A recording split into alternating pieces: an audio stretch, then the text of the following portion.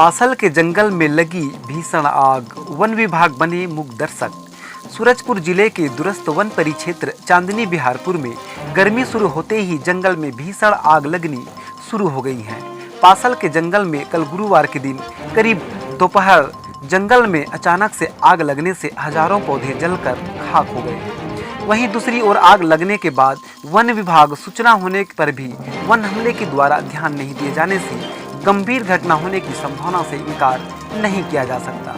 उल्लेखनीय है कि महुआ बीनने के लिए ग्रामीणों के द्वारा आग लगा दी जाती है, जिसके कारण जंगल वन संपदा को भारी नुकसान होता है। साथ ही जंगलों में घर बनाकर रहने वाले लोगों को भी काफ़ी परेशानी का सामना करना पड़ रहा है। पासल के जंगल में आग की लपेट और धुएं की गुब्बार के बीच भीषण आग लगने से हजारों पौधे जलकर नष्ट हो गए हैं तथा यहाँ के वन्य प्राणियों की भी जान खतरे में है।